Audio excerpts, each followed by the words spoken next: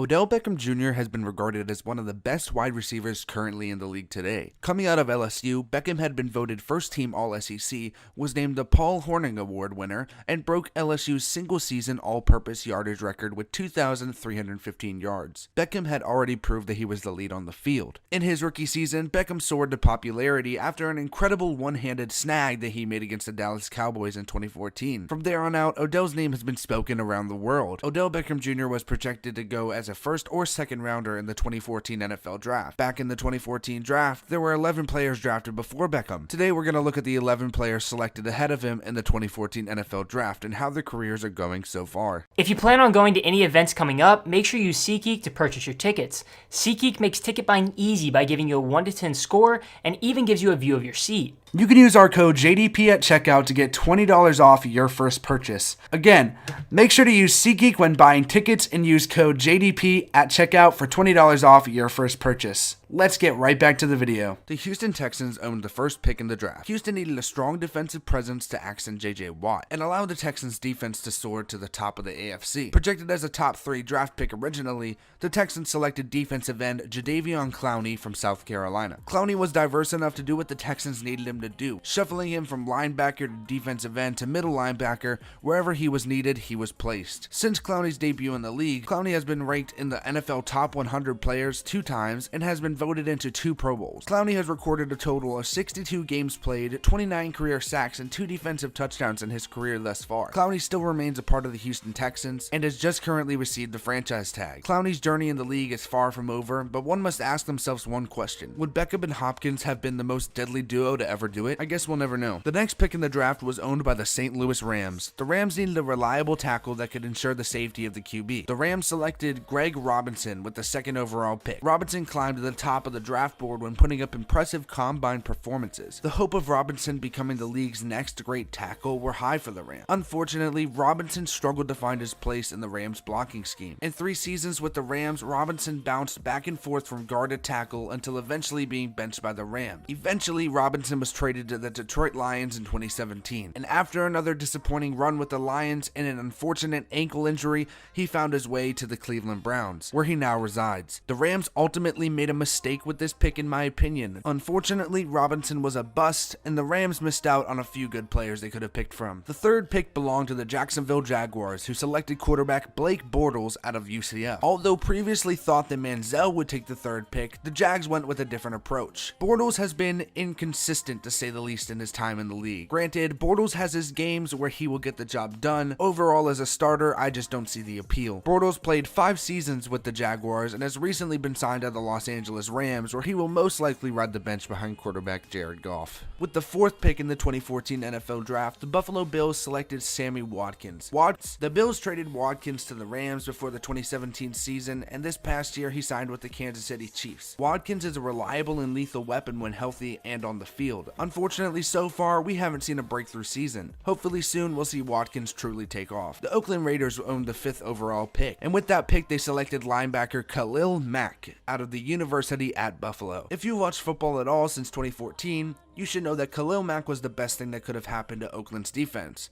Khalil has been a dominant defensive presence in the league since his rookie debut in the 2014 season. Mack played 4 seasons with the Raiders until he was traded to the Chicago Bears for the 2018 season. Mack has continued to be an all-star caliber defensive weapon that Chicago uses, and will continue to use for years to come. Oakland nailed this pick. The Atlanta Falcons selected offensive tackle Jake Matthews out of Texas A&M with the 6th overall pick. In Matthews' first ever NFL game, he suffered a high ankle sprain. He started in all but 1 game in his rookie season despite his injury. Matthews has been a reliable tackle who has improved tremendously over his years in the league. Since entering the league, Matthews played in Super Bowl 51 with the Falcons and played every offensive snap, and has just recently been elected to his first Pro Bowl. The Falcons got a great pick that worked out for them. With the 7th overall pick in 2014, the Tampa Bay Buccaneers selected Texas A&M's Mike Evans.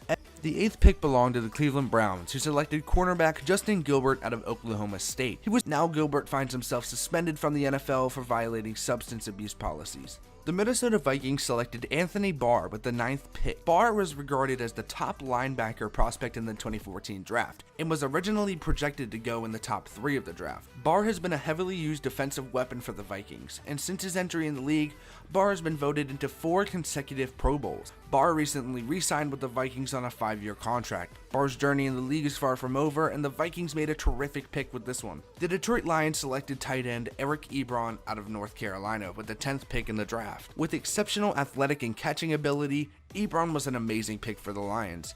Ebron signed a 4-year contract with the Detroit Lions, but only started for 2. This past year, Ebron was traded to the Colts, and we all got to see Ebron really show up and grow into a top tight end in the league. Ebron has been phenomenal with the Colts and is a great offensive weapon. The final pick taken before Beckham was offensive tackle Taylor Lewan out of Michigan, who went 11th overall to the Tennessee Titans. Projected as a first rounder, Lewan found success in college, being an accomplished tackle versus his Big Ten competition. Lewan has been a reliable tackle to keep quarterback Marcus Mariota protected. Since his entry in the league, he's been voted to 2 Pro Bowls, and he has just recently signed a 5-year extension with the Titans.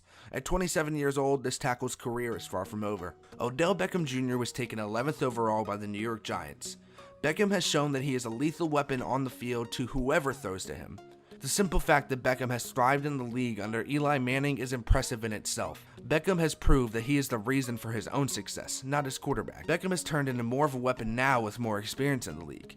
And now with being traded to the Cleveland Browns with quarterback Baker Mayfield, I'm sure we're all excited to see what's to come for his career. Beckham is a game changer, and I'm sure we're all excited to see what he does this next season. Thank you guys so much for watching the video. My name is Jackson. And my name is Darren, and this is J&D Productions. So if you don't already know what type of videos we basically make videos revolving around sports. We eventually want to work to make this our full-time job, and we're working really hard currently to make great content for you guys. And if there's anything you can do to help us, please share this video. Tell your friends about it, tell your family about it. Make sure you go share it on Facebook, Twitter, Instagram, any of those above. All just media. Go help us grow. We're just trying to grow this channel. We're trying to make better content, and we really appreciate it if you help get the word out about our channel. And if you guys want to help us out any more than you already have by sharing and watching this video, please go ahead and click that link down in the description for Patreon. If you guys don't know what a Patreon is, it helps us make better content for you guys. And that is strictly what it's for. We don't want to take your money. We don't want to steal your money. We just want to make better content for you guys. We're 2 broke college students, and we're just trying to make this our full-time gig. So if you have the generosity in your hearts to help us out a little bit more, please click that link down in the description. But again, if you don't have the money, don't worry about it. We don't have money either. But again, thank you guys so much for watching. Make sure you go share this video as much as you possibly can. Help us get our name out there. And thank you so much for watching. We'll see you guys in the next video. Peace.